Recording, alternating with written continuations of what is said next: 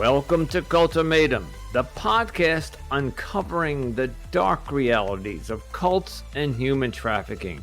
I'm your host, Anonymous Andrew, and each week we dive deep into the manipulation, control, and courageous escapes that define these worlds. And I'm Melody, Andrew's co-host. Having experienced the depth of a cult firsthand, specifically the House of Yahweh, I am here as an advocate for fellow survivors. The views and opinions expressed by our guests are their own and do not reflect the official policy or position of Cultimatum or its affiliates.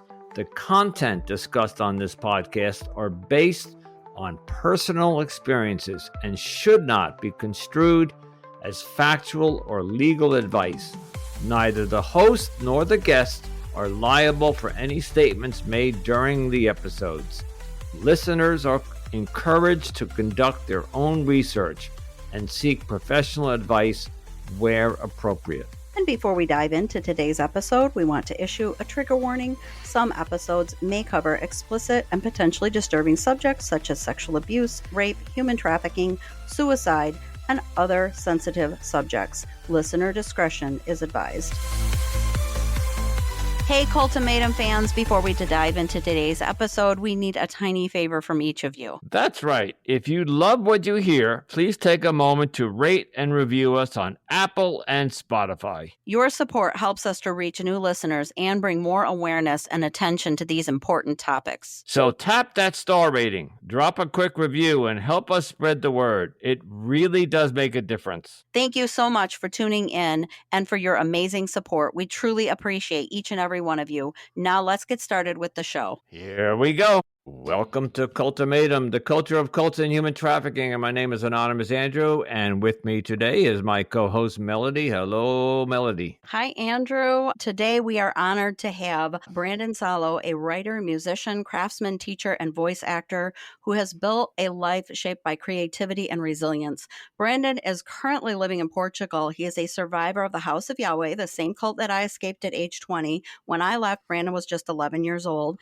and he remained in the cult with his family for several more years. His book, Poison into Medicine, My Life in a Doomsday Cult, chronicles his journey through indoctrination, survival, and transformation. Today, he's here to share his story, insights, and how he turned his past into something meaningful. Brandon, welcome to the show. Thank you. Yes, welcome, Brandon. And Brandon is joining us all the way from Portugal. Yes. An overseas invite. So, Brandon, where would you like to start? Well, I guess like all stories, let's start from the beginning. Okay. So I was born in Michigan, 1985.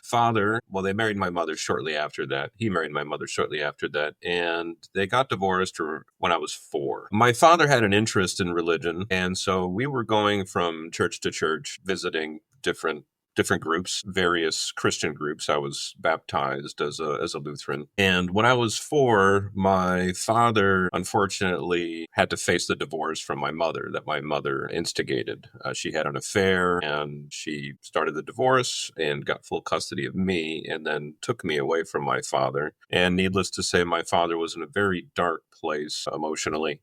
And his financial life was also disrupted. So around this time, my father was at a cafe in Ishpeming, Michigan, and he was reading a National Geographic article about a tithe receipt that was found in, I believe it was Egypt. And it had a inscription on this, I guess, little piece of clay, and it said Yahweh in Aramaic. And shortly after that, he came across a brochure from one of the only members in the Upper Peninsula named Gary Matala, and the brochure said the Creator has a name. So this was a bit synchronistic for my father, but he took that as a sign, and that was what the cult members referred to as a calling. So I was about 4 years old during all of this, and he started to visit the local group in Wisconsin. It was a larger branch near Manitowoc, Wisconsin. And so when I was about 5 years old, that's when I started going with him. I should add that my mother had traits of clinical narcissism, and she was quite toxic emotionally. And I recognized this at the age of about 3 years old when I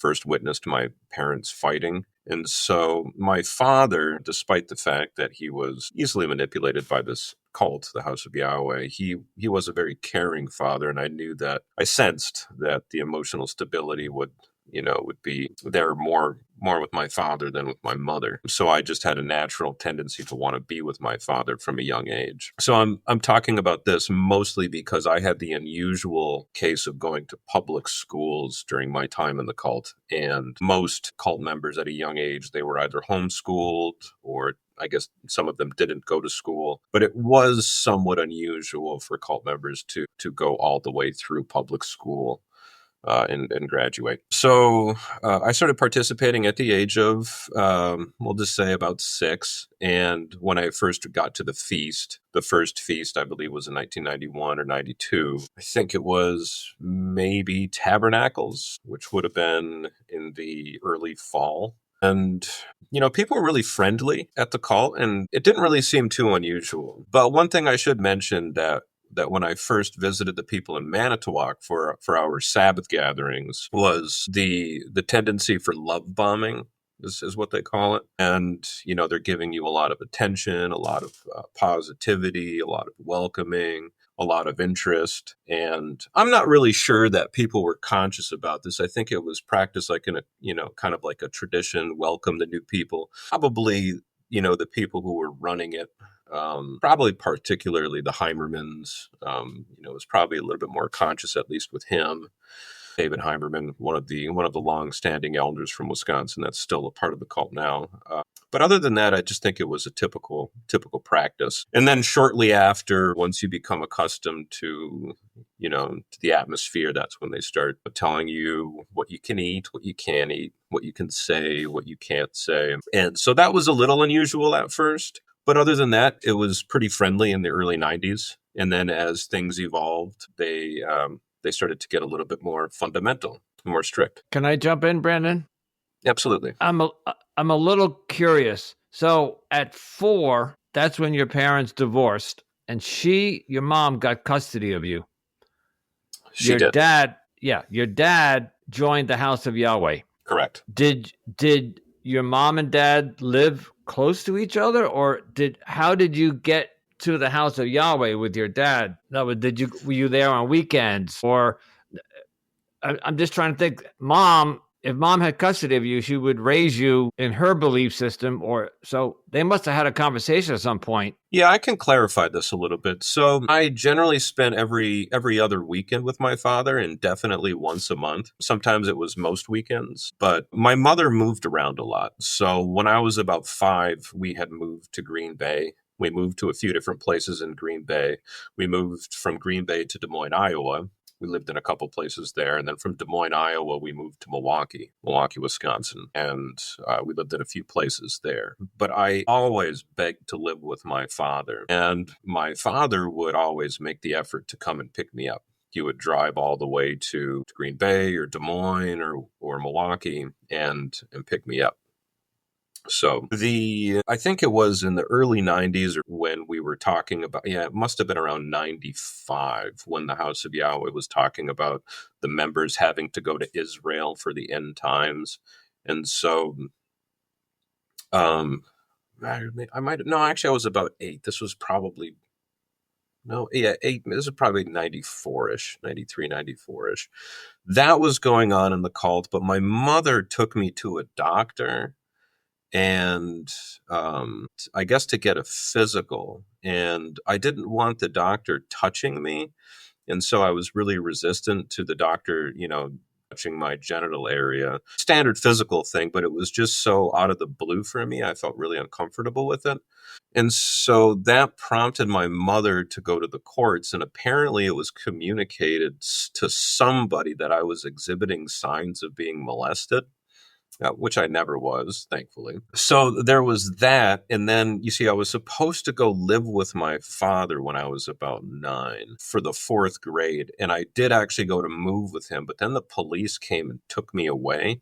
I guess my mother had some kind of court order to continue custody. And so I lived with her for another year. And that in itself was quite traumatic. So I had a real longing to live with my father. And despite the evolution of, the House of Yahweh at that time, it really wasn't something on my radar because I was more shocked by what was happening with the family. And I guess things really didn't start to evolve quickly until after that happened. And my father always asked the cult leaders, should we take him out of public school? And they said, no, we don't want to have issues with his mother. Are you an only child? Between my mother and father, I am, but I do have half siblings on both sides. Okay. And Right. So your dad fathered more children or your mom? Both. My father had one other child before me, and my mother had two other children before her. So were they involved in any of this as well? Were they part of the House of Yahweh?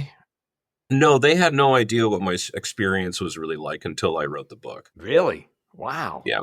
That was the main reason of writing the book, was for my parents to understand my side of the story and for my siblings and the rest of my family to know what it was that I had gone through. So your dad brought you to the House of Yahweh, but not the other two siblings. Well, Correct. I guess one was your mother, so he didn't have any contact. Well, two on my mother's side, but yeah, no. My biological, my half sister on my father's side, she came to Texas once, but she didn't really get involved with the House of Yahweh. So you were the lucky one to get to the House of Yahweh. Go ahead, Melody. I'm sorry. I have a quick question. Did your dad have some type of special permission or maybe some understanding between him and your mother that he was able to bring you to the feast down in Texas? Yeah, that was my question. Really. I mean, I guess so.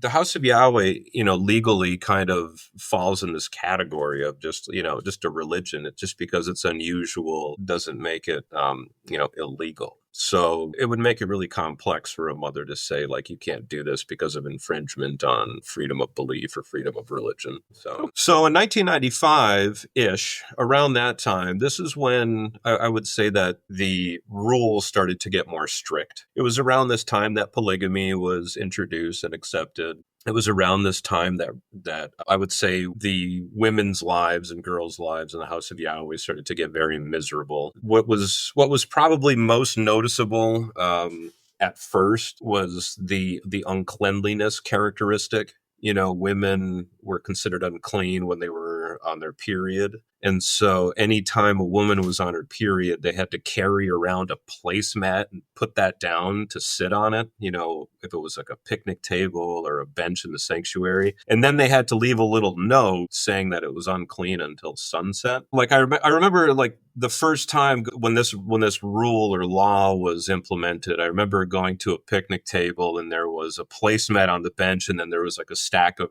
shoe boxes or something, and I slid the shoe boxes aside and sat down, and people are like, "Oh, you're unclean until sunset now." It's like, huh? It just seemed a little, silly looking back. Silly.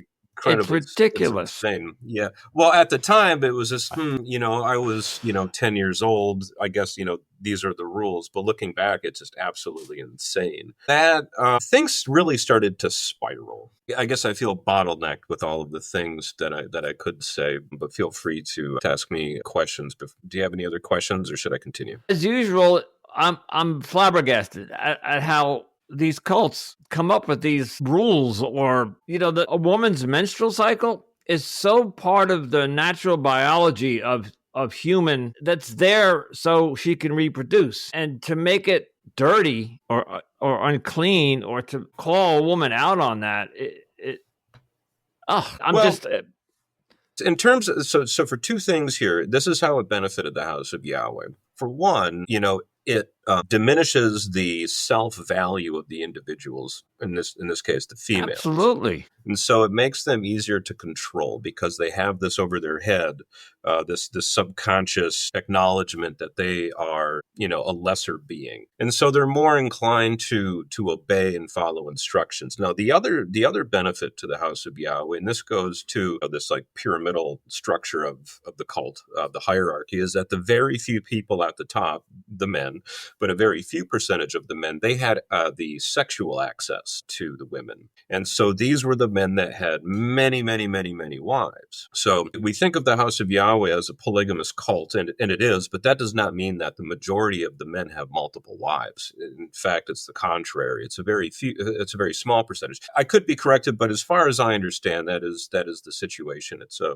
relatively small percentage of the men. The higher position of the men, the more wives they could have. And it allows them to have the excuse so that when one wife is on her period, then, he can go spend time with the other wives, whatever. Despicable. It's just despicable. I agree with Brandon 100% about all of this, but I'm going to add in there, and Brandon was actually a victim of this, I'm going to say, is that essentially these older men that had the access to the women, or I'm going to say young girls, because obviously they were really going after mostly the young girls. They conscious or unconscious, I'm not sure, but there was somewhat of a goal to use the young men or boys for free labor or whatever they may have, tithes, whatever they may have needed them for. But they essentially were never going to really get wives because all of the young girls were going to go to the older men. And so essentially they were fine with running off the young men and letting them figure their own lives out. I mean, after they used them up, so to speak, they were disposable. And they were okay with the young men leaving the group because they didn't like the competition.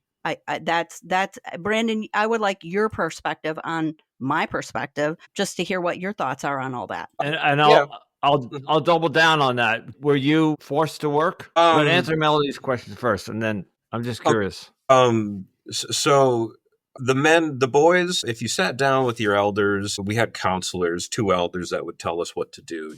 They basically told us that the most important thing to do in the House of Yahweh was to pay your tithes, right?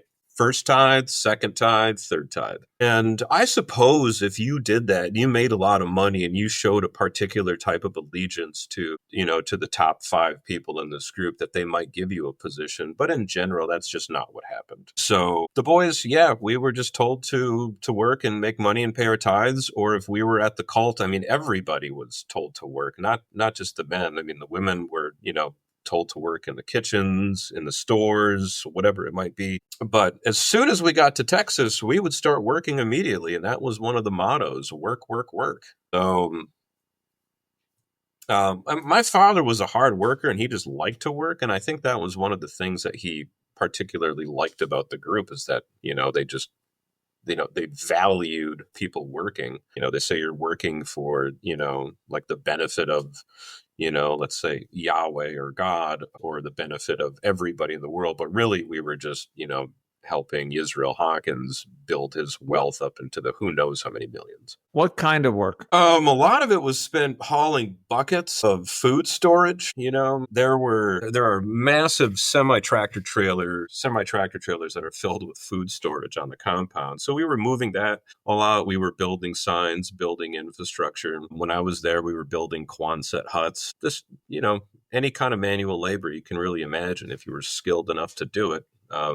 They would have you doing it, electrical work or plumbing. I wasn't skilled to do that, but more manual labor stuff when I was, 14 years old, that was normal. I have read Brandon's book, and there's some specific things I would like Brandon to talk about. I would like Brandon to talk about.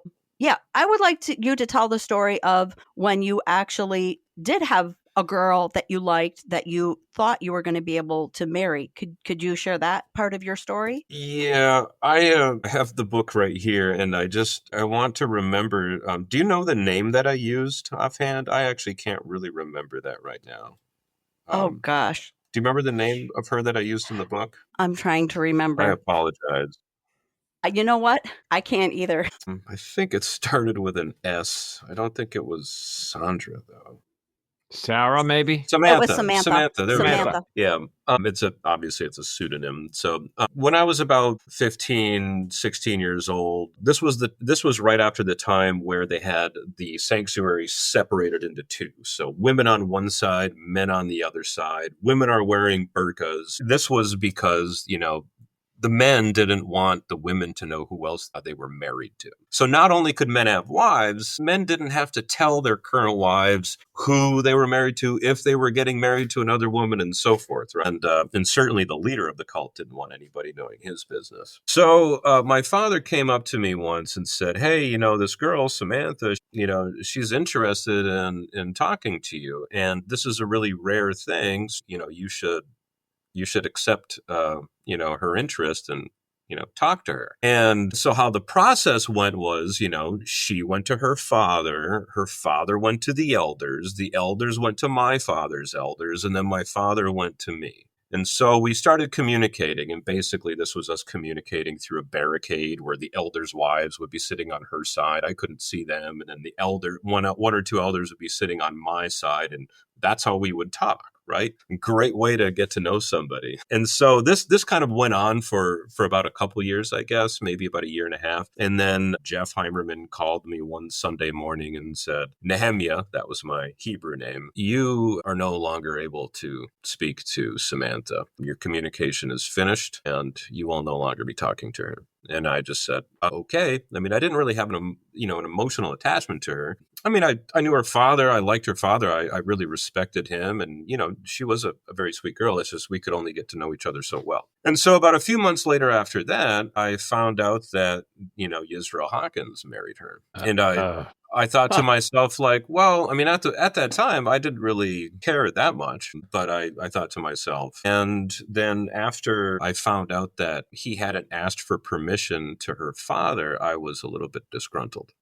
Let me jump in for a second. Because when you had mentioned that your father came to you and said that there was a young lady that was interested in you, I thought that would be completely against what the policy was. Just like earlier, Melody was talking about all the young women were saved for the elders. And so I thought that from the beginning, why would they allow you to do that when she was probably being groomed for an elder? And of course, Israel Hawkins, when you said that, I'm not surprised. So I could see that as like a psychological experiment or as like a carrot on a stick. Give them a taste of something, let them dream, maybe he'll be more productive. Absurd. It's absurd. Yeah. Okay. So, and this is kind of leading up to the situation where I decided that I had enough. And it was the Seder feast or the Seder gathering for the Feast of Passover. And I had an opportunity to see Israel face to face. And so, I need to back up here. I'm sorry. When her father approached Israel Hawkins and said, why didn't you ask me for permission to talk to my daughter? Because this was the tradition that everybody else was supposed to follow. We just figured that Israel Hawkins would do this out of respect, but instead he said, I don't have to ask you for permission. I'm your king. And so I was perturbed by that. And so anyway, I go to see him face to face and I say, Israel Hawkins, congratulations on your marriage with Samantha. And I didn't think that he heard me. And so I said it again, and I said it a little bit louder. And I could tell that he heard me, but he wouldn't look me in the eye. And so I went and told my father what I did. A couple days later, Jeff Heimerman came to me and said, Brandon, you have no right to talk to Israel like that. What he does is none of your business. You had no right to say anything to him about that. Was there something in your tone, how you said it? Because you simply congratulated him. Or was it a sarcastic tone? So my father told him, so I don't think the tone had anything to do with it. It just had to do with this, like, you can't talk to anybody like him about his personal life. You can't talk to our king about our personal life.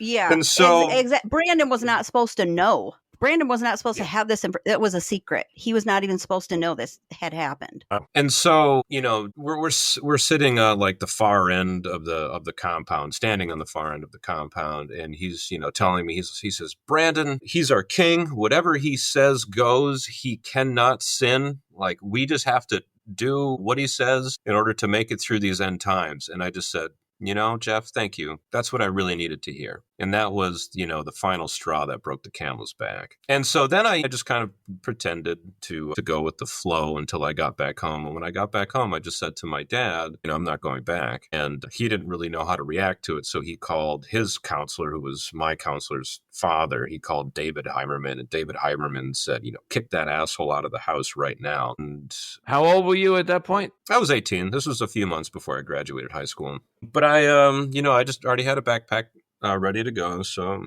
I grabbed the backpack and left. Good for you. If you don't have any other questions, perhaps I'd like to speed up a little bit into the future. Yeah, and talk go. about So, I went to university. I guess I kind of learned some things in university, in my 6 years of university, that I really didn't learn in public school. You could imagine it was really awkward being a part of a cult, and then also, I grew up having dual personalities in a way. So I've written this book, and, part of the book was kind of sorting out the complexity of my relationship with my mother, because she was a very complex and, a pretty toxic person. And I got to this point where I just really didn't want to have resentment anymore. And I wanted to, tell my story in a way that I just thought was fair and honest, but not in a way that was like pointing the finger and putting blame on anybody. And so, I just didn't want to have resentment for my father, and I didn't want to have resentment for my mother. Now, I was living in Albany, New York. I had moved there from Montreal, and I had struggled with depression and I'll just leave it at that. I struggled with depression and anxiety. But by the time I was living in Albany, New York, I was adopted into this family, which I write about. And I felt really safe, and really put me in the position to start writing. And this was shortly after I saw my father for the last time. I drove to Michigan in November of 2014, and I had a heartfelt, hard conversation with my father in front of the family, in front of his sisters, my cousins, his nephews, and his brother-in-law. And the discussion was about his wife, my stepmother, who died in the House of Yahweh. All women had it hard in the House of Yahweh, and the women that are still there certainly, without a doubt, have it hard. But when you get sick in the House of Yahweh, it's because you're sinning. And when you get cancer, it's because it's your fault. So my stepmother had cancer, and, she didn't want to go get treatment from the hospital. And of course, we have all sorts of cures and holistic treatments in the House of Yahweh, everything from, drinking potent salt water to, I don't know, colloidal silver in my stepmother's case. But when my stepmother was dying, and I knew this, and I didn't have to be told this, but this is what I told my father. I said, for Linda to be begging for forgiveness as she's dying is not something that anybody should have to do. And that's when my father really struggled to hold back his tears in front of the family. And so a couple days later, we hugged and he said goodbye. He was moving to Texas. And when he moved to Texas, he started to be kind of secretive about what was going on, and I wanted to really talk to him about the things that were going on. He was reaching out to my sister and I more, and I remember mentioning to him, like, Dad, I don't want to go travel across Europe and find out that you're in a box. And so I left New York in February. I'd spent time in Sweden and Finland visiting family there, and I was in Germany for a day, and then I got to Spain, and I guess it was April 18th that that he was found dead. He was found dead hanging in a shed right next to the compound, right next to the gates. I'm not sure what details they are. Let me say it like this. I get to Spain, and I was really tired. I sleep. I wake up. I go to customs. I was planning a cycling trip across Spain, and I go to customs, I get my bike, I build my bike in customs, I get it back, I'm feeling really good. I go out, socialize a bit, and then, I go to sleep. And in the middle of the night, I felt something touch my foot, and I just jump out of bed. I'm in a hostel room, but it's empty. There's nobody there. So I look around and I go back to sleep. That was about 3:00 in the morning. And at about 7:00, I wake up and I see that I have all these missed calls, 7 a.m. Madrid time. And I knew what happened. And so I immediately called my aunt, who passed away not too long ago from cancer, sadly. And she told me what happened and what the story was. And we're both crying on the phone.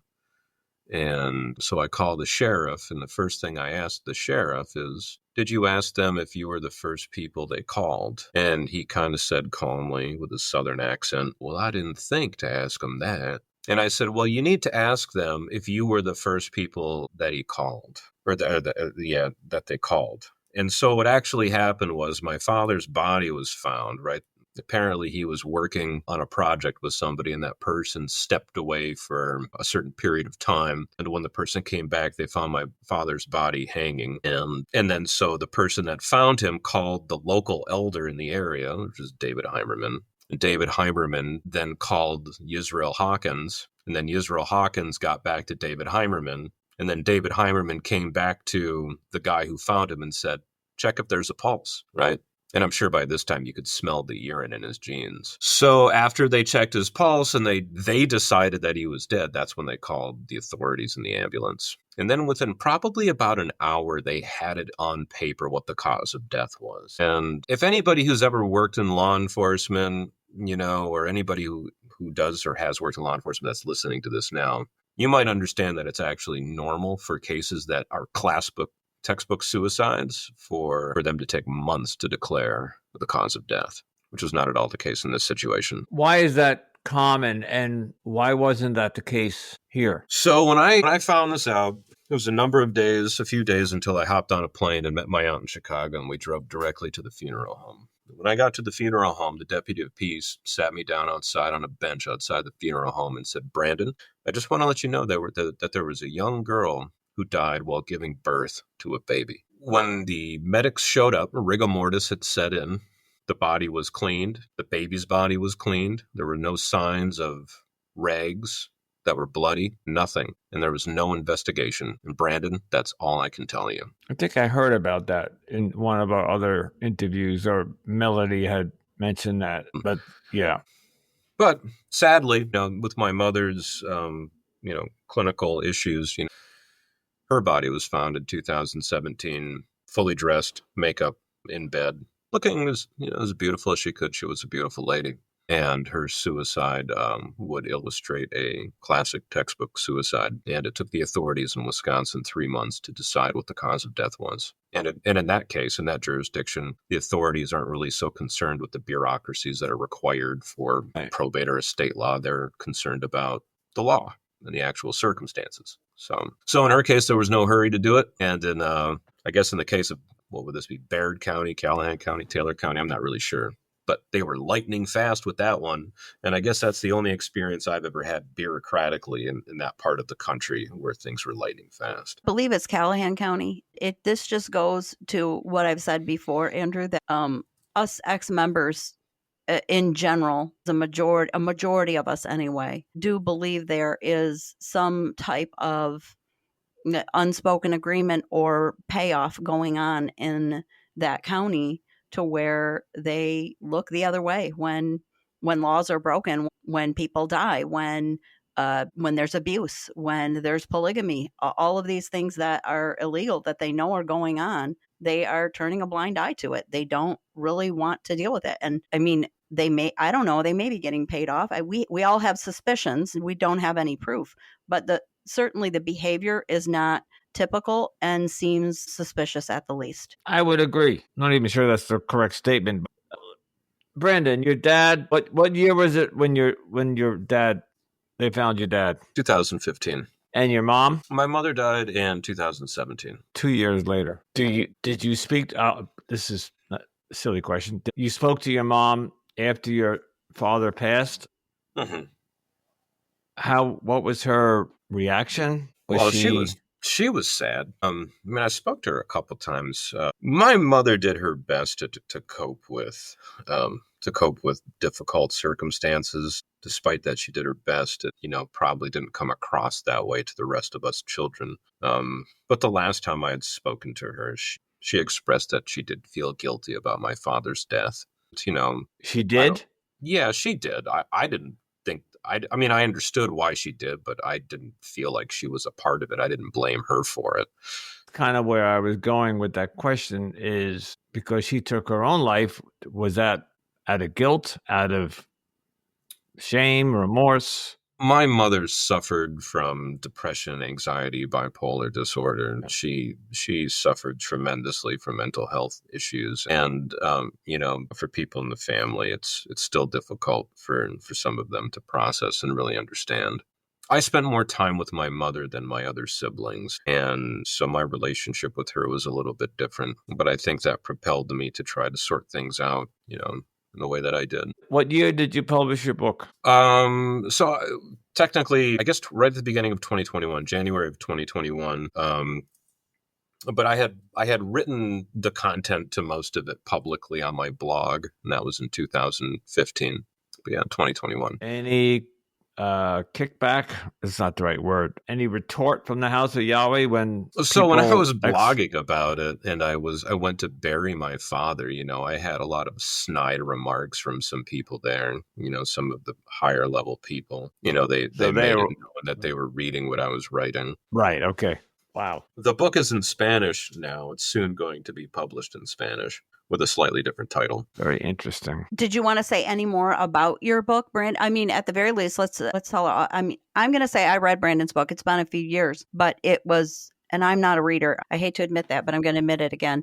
I'm not a big reader, and it actually was a very easy read. It's very captivating, and I'm going to say that it's intriguing even for some. Was more interesting, I'm sure, to me because I was a member of the House of Yahweh and I knew all these people he was talking about. And I guess I highly recommend the book. It was very interesting to read how Brandon goes through the process of showing how he deconstructed what he had learned from the House of Yahweh and reconstructed his life in such an articulate way that it's so easy to follow and you can relate to it very well. Any chance there's an audio version? When I get the time. I mean, I would like to. It's such an arduous process with platforms like Amazon. Amazon gives you the outreach. They're very specific, and then of course they take a significant cut. So I guess that's one of the reasons why I haven't been so motivated to do it. But understandable. So where are you today? I don't mean geographically. We know you're in Portugal, but many years have passed. So the book was published in 21. It is now 2025. They introduced you with multiple credentials, or like she said, you're in acting now. Talk about some of the things that you're involved with. I have worked as a voice actor for a few years, and that's a lot of fun. Primarily, I still work in education. I've worked in consulting and project management for a while, but since I wrote the book, a lot of people from different sects have reached out to me and shared their experiences, and in a few cases, extremely brutal cases. And so that was something that I really didn't expect after writing the book, was to hear a lot about other people's trauma. From other cults. Yeah, from other cults. Also maybe, some from the House of Yahweh as well, but from other cults. And I had given many copies away. I think I probably gave about 300 copies away. And so a lot of these people, within that group, a lot of people reached out to me and explained to me their situation. So I didn't expect that, and that took some processing. But with my work in education and consulting, it just kind of turned into coaching. And so in 2021, I guess I started getting into analytical psychology. And so now I use a lot of analytical psychology with my well-being coaching. I do a little bit of HR consulting as well.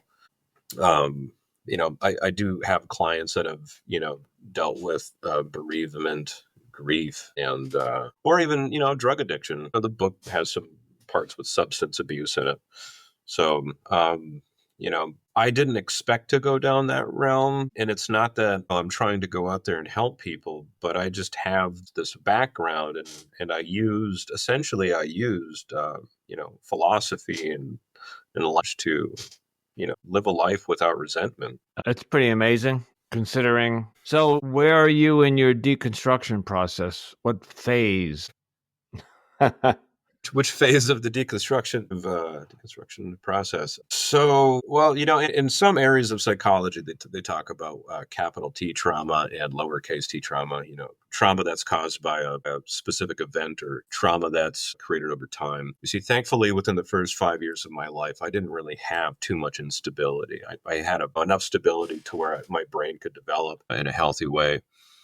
And, everybody, has areas of their psyche that are difficult to acknowledge and they're uncomfortable to acknowledge. Carl Jung referred to this as their shadow. People who grow up in an abusive environment and they get out of that abusive environment, if they say to themselves, I don't want to feel this way, I would like to feel joy, and then they study themselves. Well, in Jungian terms, they're actually going into their shadow. They're really like kind of unveiling some uncomfortable truths about themselves, and they're really discerning the truth of the matter within themselves. And so, that right there is what people can do and what people often do without needing that much help. And depending on the individual will determine how much help they get from the people around them or how much help they find from other sources that are out there. So, other people, on the other hand, unfortunately, they might have a traumatic experience,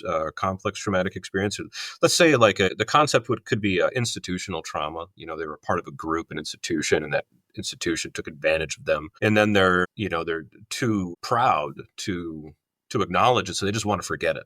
They don't want to talk about it at all. And that runs a little bit of a risk because there's always going to be these triggers and things that can just pop up. And so Did writing your book help you in any yeah, way?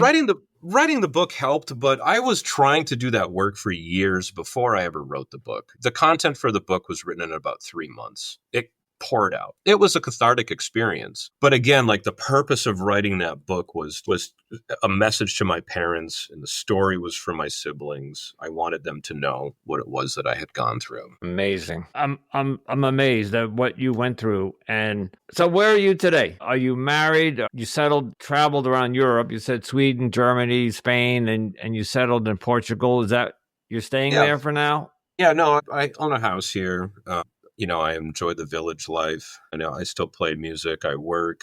I really like furniture design. I do leather work. So I have a few different business activities here with I mean, I enjoy life. I mean, Wife, children? no wife or kids yet. Hopefully in the future. I mean, that would be nice. But I mean, in terms of, what I think what really makes most people happy is just good food and good people. Agreed. Yeah. One more thing, Brandon, before we wrap up, I'm going to assume that certainly some ex-House of Yahweh members will be listening to our episode, but let's just say some current members that might be listening or maybe having some doubts. Do you have any words of advice or wisdom to anybody that might still be there that is starting to have a little bit of critical thinking kicking in? What would be your words of advice to them? So I think probably one of the most important things that we can always agree on is that honesty is very important. And it's probably, the most important value that healthy parents tell their children. And most parents probably have said, it's not about, you lying to us. It's about you lying to yourself. That's the most important thing. You just can't lie to yourself. And when I was, I think maybe 14 or 15, I was trying to get my English teacher interested into the House of Yahweh. And he just said, Brandon, if you really like this, if this is really what you believe in and really what you want to do, then you need to do this. And, so the message would be that if you're sure that you want to be a part of this, if you're sure that this is the right thing for you to do in all of your being at every moment, then go ahead and do it. If that's truly what you believe, but you have to ask yourself that. And if there is doubt, then you have to look at that too and ask yourself, well, why is there the doubt? And the critical thinking part, as much as I value it and I emphasize and stress it with everybody that I interact with, when you're in an environment where, I mean, in our case, the greatest sin is to doubt the teaching of the House of Yahweh. It's really difficult to have critical thinking. I'm still baffled at I'm just still, maybe clueless as to how to get people to think critically. Not only in the House of Yahweh was it something that just wasn't allowed or entertained. It's just like, today more than ever, it seems to be the case as well. I think coming from talked about substance abuse, and I'm in recovery from alcohol. So I'll use it as an analysis. You can only come to that conclusion that I'm an alcoholic or I'm in a cult.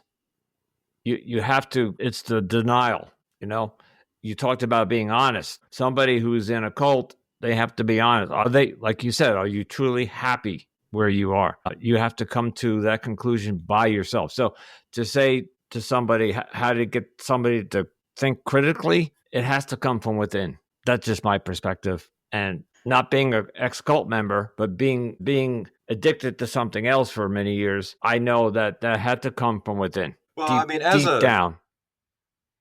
It does. It's a very unusual process, though. But as an ex-cult member, I can honestly say that all cult members are 100% sure that they are not a part of a cult. Yeah.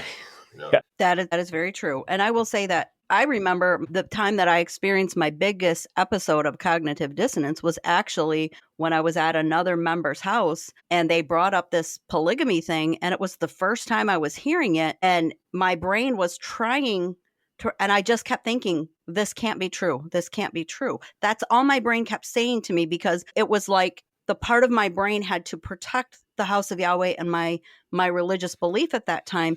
And I just could not accept it as the reality, even though everything they were saying made sense. And so my brain, I just couldn't even process it. It was that was when I think the doubts first started creeping in, but I really did think that these were rumors and they had to be false and there wasn't truth to it. And I think that was the beginning of the end for me, really. Brandon, personal question, and then we have to say goodbye. But I asked this of all of our guests. Where are you today with your faith? Yeah. So at the end of my book, I do say that I am against organized religion. I do need to add to that because I do value the values in religion. And I do believe that there is something much deeper than what we see. I think that, and this is something that I ask my clients when my clients tell me that they're religious. I say, well, how do you define God? And, even if they say they're atheists, well, how do you define God? How do you define what you don't believe in? Because I can easily say, like, okay, if you think God is a man on the clouds,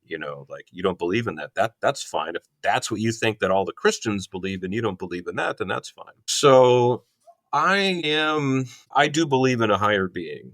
I certainly do. But I think that every individual needs to go through the linguistical process of being able to define that. Because in most cases, and perhaps for yourself, but in most cases, when somebody is asked to define God, whether they believe in God or not, they don't have a definition. No.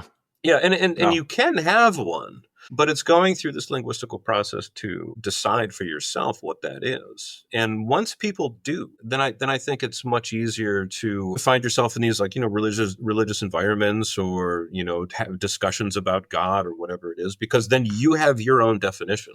So I hope that answers the question. Yeah, no, and I agree 100% because that's where I'm at. I believe in a higher power, but I'm not so sure that I'm going to put a 3-letter word, God, in between there, or at the end or the beginning. Sure. But I do want to say one thing, though, to any current House of Yahweh members, ex-members, other extreme religious groups. There are so many people out there who are willing to help you and talk to you and love you and care about you. The people in the House of Yahweh, 95% of those people have and always will be wonderful, excellent people. And the people who've left, we still stay in contact. We still share joy with each other. And we went to the House of Yahweh to share joy with each other, and we still share joy with each other today, and we are always willing to help each other out still. I made a phone call a couple weeks ago because I needed help with something, and I talked to somebody that I hadn't talked to for 5 or so years, and I only talked to him once since we both left, and he was more than willing to help me out with something. And that's just It's just a normal thing. So, anybody who's considering, leaving the House of Yahweh, yeah, that's great. Ultimately, we just want you to be healthy and safe emotionally, spiritually, physically.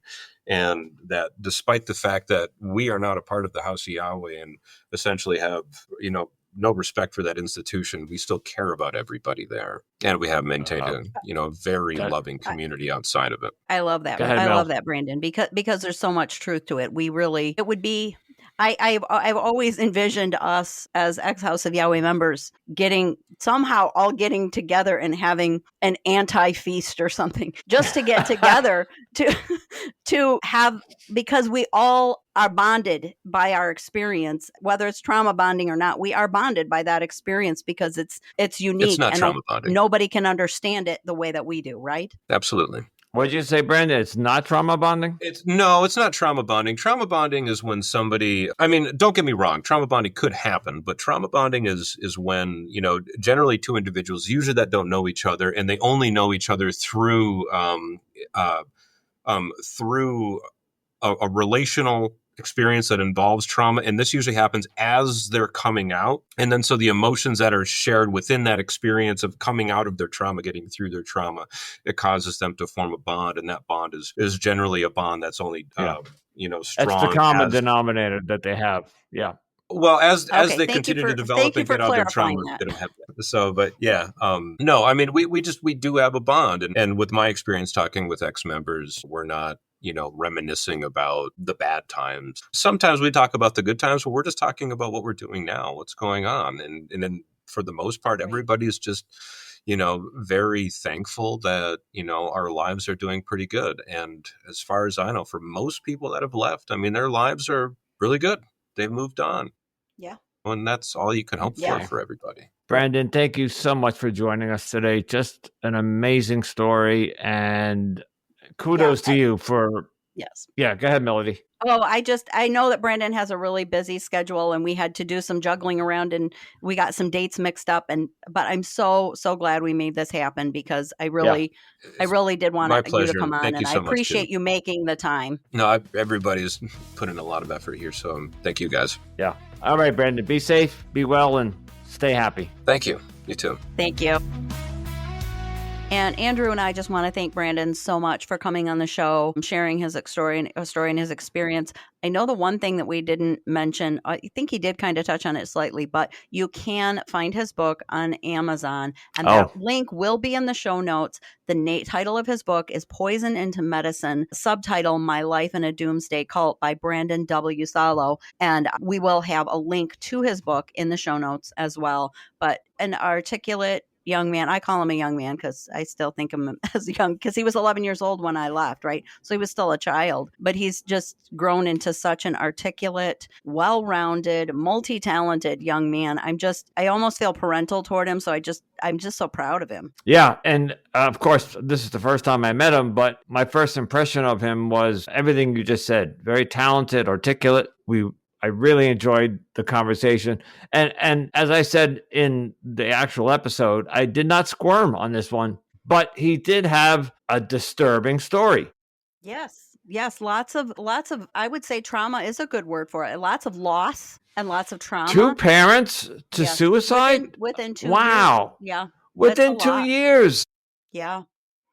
And more, and as bad as that was, the parents splitting at the age 5, and he seems to have a very good recollection of that. Like it's when I go back to think when I was 5, I struggle. Like I remember pedaling down the sidewalk on a tricycle, and I don't even know where, but that's how far back my memory can. His was like he knew what was going on. Yeah. And he even said something about at 3 years old, he knew his mother was a narcissist. Yeah. Wow. Yeah, well, he had at least figured out that something wasn't quite right. Yeah. He was at yeah.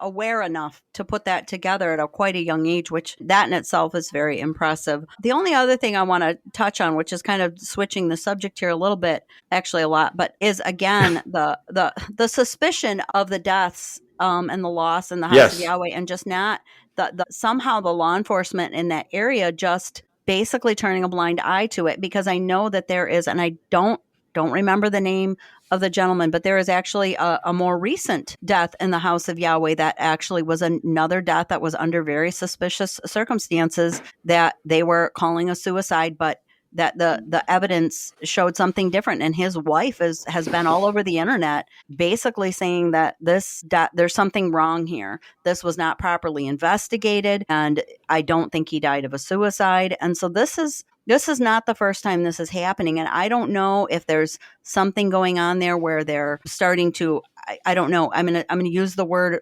and I use this lightly. I don't know if it doesn't sound lightly, but almost eliminating people that are maybe going to be a potential problem, or if they have some kind of, because this is another thing that I haven't talked about yet about the House of Yahweh, Andrew, too. And I'm going to do this in some of my videos, but they now have a practice where all the members have signed over wills that when they die, everything goes to the House of Yahweh, everything they own, all of their assets.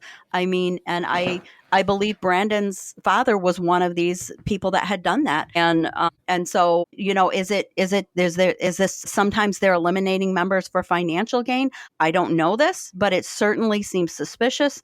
And there's certainly some speculation there that something nefarious is going on. And the law enforcement just is not properly investigating these suspicious deaths. It's going to take a whistleblower from within to expose this, if it's in fact happening, and if in fact it ever will come to light. It will have to come from deep within. Yes. And I was so glad that he touched on that in his book too, because he goes into a lot of detail about more why this is the suspicious circumstances of his father's death and how it was handled and how he was treated when he went down there. And it's just, there's so much intertwined in there but yeah, and everybody has their own tragic story, right? We come out and, like we've interviewed multiple people from the Jehovah's Witnesses, and they all have their own different story. And the same is true, obviously, of every cult, and the House of Yahweh is not unique to that. Brandon's got his own unique trauma that he had to deal with while in there and after he left. And again, not sure when this is going to air, but Melody, to the audience, Melody has been producing short videos on, is it TikTok or Instagram or both? I'm first recording them on TikTok, but I stopped putting them on Instagram for a while because they only do 3 minutes. But now I've started putting them back on Instagram and just putting for the full episode. For the full version of the video, you can either find it on the Cultimatum podcast Facebook page or the Cultimatum TikTok account. So either one of those, you can find the full video. So I'm still putting them on there because they were getting a lot of hits. And I'm just like, I at one point had posted a video saying I'm not going to post these here anymore. But I changed my mind and decided that I think I should, and just because they are getting enough views with the first 3 minutes and if anybody wants to see the full version, they know where they can go. But yes, I'm doing a deeper dive into the House of Yahweh, and Andrew and I are talking. Andrew's going to watch and go through some of those, and we're probably going to do some type of bonus episode where Andrew can ask questions, and we'll do an even deeper dive into the deeper dive. So if you're listening, if anybody in the audience is listening and you're from the House of Yahweh or member or just interested in the House of Yahweh altogether, we're going to do a much deeper dive into this cult. And yes, I said cult. Yes. So if you want to come on and share your story, we'll go into that. I'll let Andrew cover that. But first of all, I'm just going to once again thank Brandon for coming on the show and making time in his schedule for us. We greatly appreciate it. And we also want to thank all of you for tuning into Cultimatum. As always, your support is greatly appreciated. And if you enjoyed today's episode, if you could just take a moment to rate and review us on platforms such as Apple and Spotify. On Spotify, you can also leave individual comments on individual episodes. And on Apple, you can write a review along with also giving like a 5 or 4 star, whatever you think we deserve review. I would hope it would be at least 4 stars. And don't forget to follow, share, and keep listening to all of our episodes. 5 stars. Number 5. You can also connect with us by joining our Facebook group, Cultimatum Podcast, where we dive deeper into these important topics. And you can find us on additional social media platforms, including Instagram, Pinterest, TikTok, YouTube, and Threads. If you have a personal experience with cults or human trafficking that you'd like to share, reach out to us at cultimatumpodcast@gmail.com. And if you are an ex-cult member in search of any additional support, you can consider joining the Cult Escape and Recovery group on Facebook. And you can check out my other podcast, which at the time of this recording may have a new name, but it is a podcast about modern romance. So I'm not going to give you the name because right now it's called the Anonymous Andrew Modern Dating Podcast, but I'm in the middle of rebranding. So by the time you hear this, it may have a new name. If you'd like to help us with the cost of maintaining the podcast, you can show your support through Buy Us a Cup of Coffee link in our show notes. Every bit helps in our mission to spread awareness about cults and human trafficking. And as always, stay safe, stay informed, and remember, you are not alone.